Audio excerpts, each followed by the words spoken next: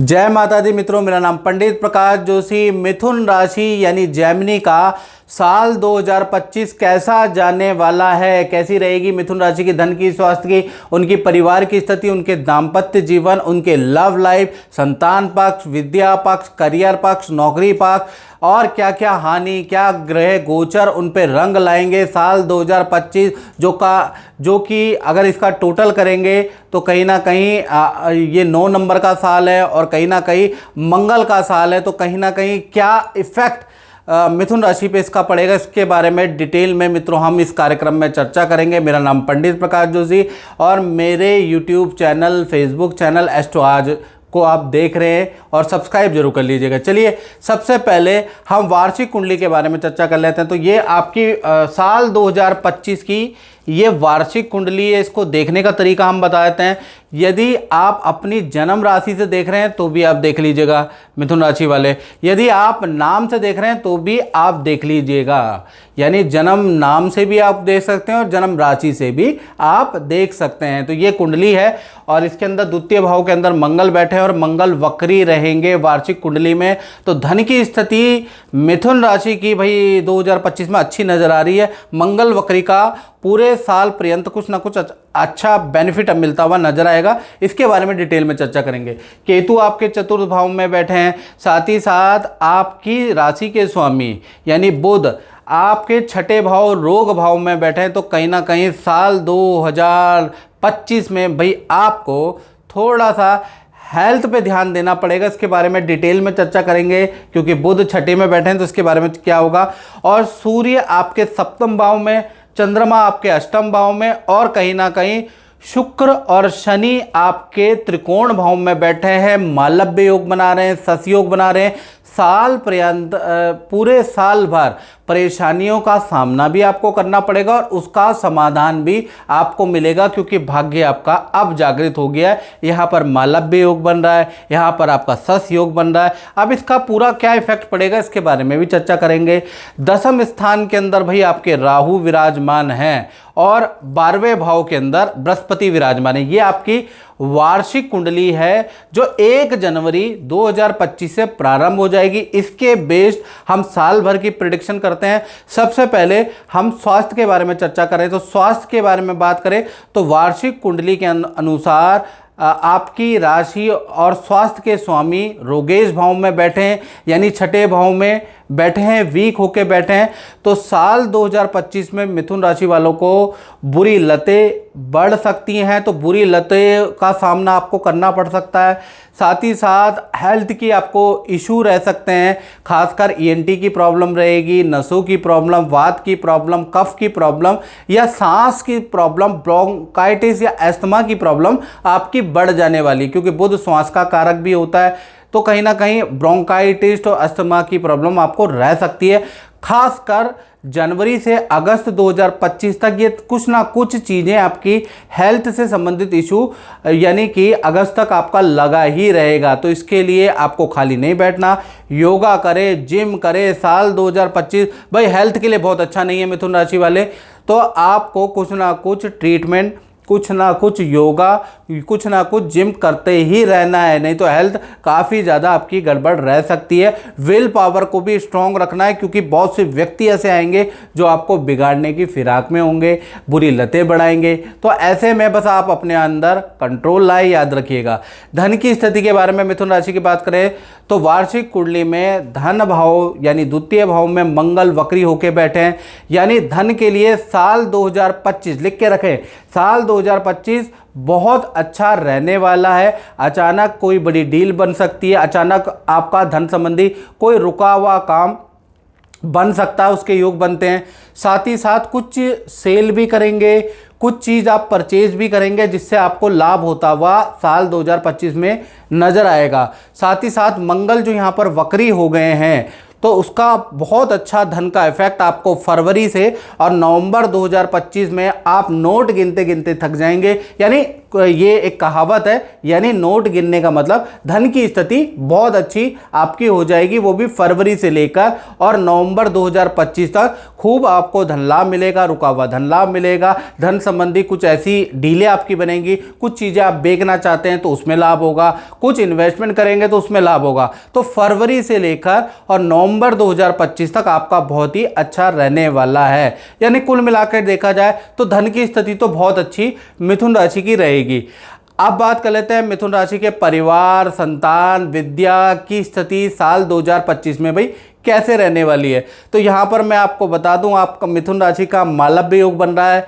पूरा साल 2025 में मालव्य योग एक्टिव है। तो कहीं ना कहीं जो आपके संतान के योग बनते हैं, जिनकी नई नई शादियां हुई हैं, अभी हाल फिलहाल के वर्षों में आपकी शादी हुई है, तो मालव्य योग के कारण आपका संतान का योग बनता है या अनप्लान्ड अचानक संतान होगी साल 2025 में। साल 2025 संतान के मामले में आपको चौंकाएगा। या फिर आपकी बड़ी संतान है, छोटी संतान है, तो संतान संबंधी कोई रुका हुआ काम, कोई खुशखबरी आपको साल 2025 में मिलेगी।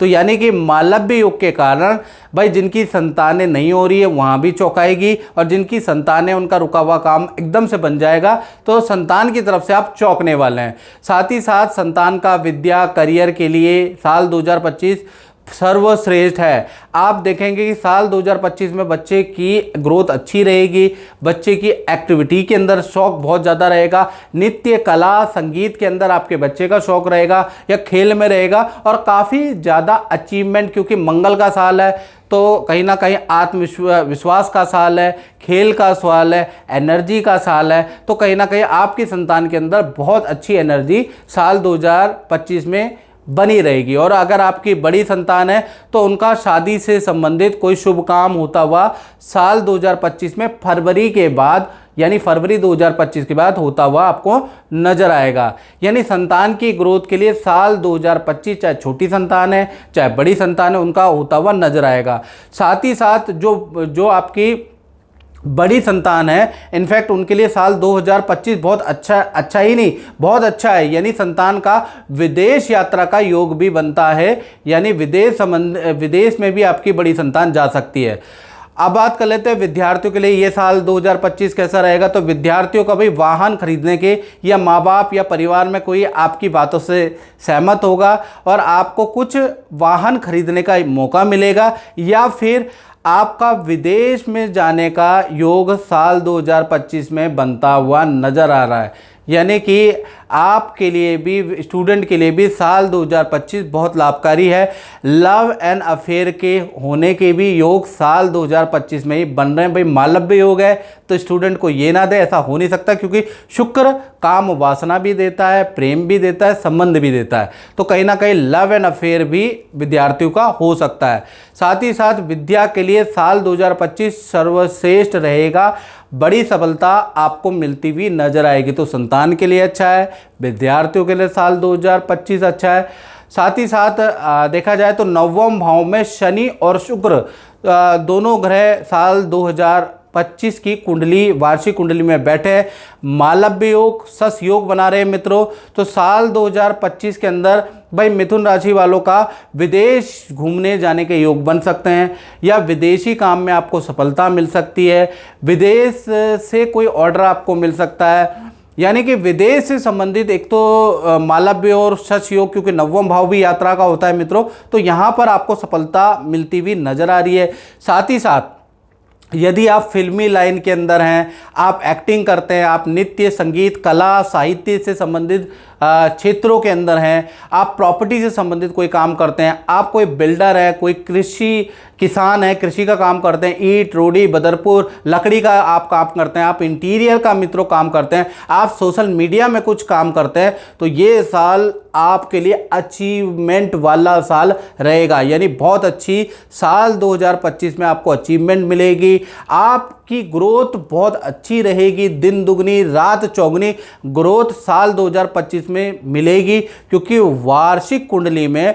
शुक्र और शनि नवम भाव में शश योग और मालव्य योग बना रहे हैं। तो इन फील्डों में आप है तो आपकी बल्ले बल्ले यानी कि बहुत ही अच्छा आपको रिजल्ट मिलने वाला है। अब मित्रों बात करते हैं मिथुन राशि के दाम्पत्य जीवन की, यानी लव कपल, पति पत्नी के लिए, कुंवारों के लिए साल 2025 कैसा रहेगा इसके बारे में चर्चा कर लेते हैं। और मित्रों ये जनरल प्रेडिक्शन मैं बता रहा हूँ, जनरल प्रेडिक्शन में भी आपको एक्यूरेसी की तरफ में ले जाऊंगा, मेरा प्रयास रहेगा। यदि आपको अपने डिटेल में जानना है तो मेरा व्हाट्सएप नंबर है ही, इस पर आप नाम, date of birth, time of birth, place of birth भेज के मुझसे कुंडली के बारे में टेलीफोनिक अपॉइंटमेंट ले सकते हैं, याद रखिएगा। चलिए आप दाम्पत्य जीवन के बारे में बात करें तो वार्षिक कुंडली में सप्तम भाव में सूर्य बैठे हैं और बड़े प्रभावकारी सूर्य बैठे हैं और यश योग बना रहे हैं। तो इसलिए देखा जाए तो कहीं ना कहीं जो आपके पार्टनर है, चाहे लव पार्टनर है, चाहे आपकी पत्नी है, और पत्नी देख रही है तो चाहे आपके पति हैं, यानी आपके पार्टनर के लिए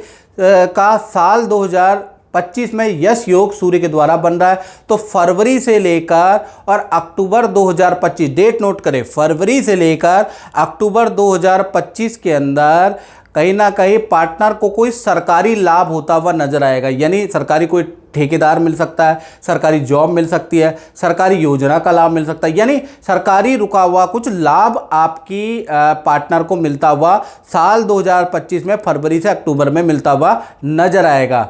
और पार्टनर के करियर के लिए, धन के लिए, पद के लिए साल 2025 सूर्य के कारण, क्योंकि सूर्य आपकी राशि में बैठा है, सर्व श्रेष्ठ रहने वाला है, यानी आपके पार्टनर के करियर के लिए ये साल 2025 बहुत अच्छा है। पर रिलेशन के लिए बहुत अच्छा साल नहीं है, कुछ ना कुछ आप दोनों के बीच में मनमुटाव रहेगा, बहुत बार ईगो की प्रॉब्लम पार्टनर के मन में आ सकती है। उनको साल 2025 में अच्छी ग्रोथ मिलेगी तो थोड़ा बहुत ईगो की प्रॉब्लम आपके बीच में आ सकती है, आप टकरा सकते हैं, आपके बीच में या तो मनमुटाव रहेगा या फिर आपके पार्टनर का स्थान परिवर्तन हो जाएगा। तो आप दोनों येन केन प्रकारेण एक दूसरे से दूर भी रह सकते हैं, इसके योग नजर आ रहे हैं। यानी रिलेशनशिप के लिए साल 2025 बहुत अच्छा नहीं है। या तो पार्टनर से अगर आप पास रहेंगे तो पार्टनर से लड़ते भिड़ते रहेंगे, और यदि प्यार प्रेम अच्छा है तो कुछ ना कुछ सूर्य जो सप्तम में बैठा है वो ऐसी पार्टनर को पद प्रमोशन, ऐसी ग्रोथ देगा कि उनका स्थान परिवर्तन हो जाएगा, जिससे भी आपके दूर रहने के योग है। यानी रिलेशनशिप के लिए साल 2025 थोड़ा संघर्षकारी रहेगा। और देखा जाए तो चंद्रमा आपके अष्टम भाव में वर्षेश कुंडली के अंदर बैठे, यानी कि ये वर्ष माता के स्वास्थ्य के लिए बहुत अच्छा वर्ष नहीं है। माता को शारीरिक पीड़ा रह सकती है, मानसिक पीड़ा रह सकती है, माता को हल्का कष्ट रह सकता है। तो साल 2025 माता के लिए बहुत अच्छा वर्ष नज़र नहीं आ रहा है, ये याद रखिएगा। साथ ही साथ अब हम बात कर लेते हैं मिथुन राशि वाले, उनकी जो नौकरी व्यापार करते हैं तो उनके लिए ये साल 2025 कैसा रहने वाला है। तो वर्ष साल 2025 में जो नौकरी करते हैं, व्यापार करते हैं, उनमें बड़ा परिवर्तनकारी साल 2025 रहने वाला है। यानी कि या तो आपका ट्रांसफ़र का योग बनता है, या फिर आपकी फील्ड चेंज का योग बनता है, या नौकरी चेंज का साल 2025 यानी परिवर्तनकारी करियर में साल है। चाहे आप नौकरी करते हैं मित्रों, चाहे आप व्यापार करते हैं, दोनों में। और ये योग एक्टिव हो जाएगा फरवरी से लेकर दिसंबर के बीच में, ये योग प्रबलता से एक्टिव है। हाँ, धन में ये लाभ दे रहा है, पद में ये लाभ दे रहा है, यानी कि साल धन के लिए अच्छा है, पद के लिए अच्छा है, नाम के लिहाज से बहुत ही अच्छा है। नाम, यश, कीर्ति सब कुछ आपको उत्तम ही मिलेगा। लेकिन शनि और गुरु के राशि परिवर्तन के कारण, क्योंकि साल 2025 में शनि का राशि परिवर्तन भी होगा, गुरु का राशि परिवर्तन भी होगा, इसलिए नौकरी का में आपका फील्ड चेंज हो सकता है, ट्रांसफ़र हो सकता है, व्यापार के में आप कुछ नया स्टार्ट कर सकते हैं, या एक व्यापार को बंद करके दूसरा व्यापार आप खोल सकते हैं। और ख़ासकर इसका योग फरवरी से दिसंबर के बीच में आपका बन ही रहा है। साथ ही साथ किसी नए काम में आप कुछ इन्वेस्टमेंट भी कर रहे हैं, या पार्टनरशिप में या टाइप में कुछ काम भी साल 2025 में आप करने वाले। तो जो नौकरी करने वाले हैं वो खाली नहीं बैठेंगे मिथुन राशि वाले, कुछ ना कुछ अपनी दिमाग भिड़ा के या कुछ ना कुछ किसी की बात मान के एक नया काम, नई चीज़ करने वाले हैं। इसी तरह से व्यापारी भी एक व्यापार तो कर ही रहे हैं, तो या तो व्यापार को चेंज करेंगे या नया व्यापार खोलेंगे। यानी कि परिवर्तनकारी साल करियर के लिए रहने वाला है। साथ ही साथ देखा जाए तो वार्षिक कुंडली के अनुसार 12वें भाव के अंदर गुरु विराजमान है, यानी साल 2025 के अंदर खूब तीर्थ यात्राएं होंगी। यानी कि आप विदेश की यात्राएं भी कर सकते हैं, वहाँ भी धार्मिक टेम्पल में जा सकते हैं, तीर्थ यात्राएं भी रहेंगी साल 2025 में, बहुत भक्ति भाव भी रहेगा। यानी खूब पूजा पाठ, खूब तीर्थ यात्रा, कुछ खूब धार्मिक यात्राएं आप खुद भी करेंगे और अपने परिवार वालों को भी कराने वाले हैं। तो कुल मिला के अगर देखा जाए तो मिथुन राशि के लिए पिछले साल से बेहतर साल 2025 रहने वाला है। तो मित्रों, इस कार्यक्रम में इतना ही। मुझे दीजिए इजाजत। जय माता दी।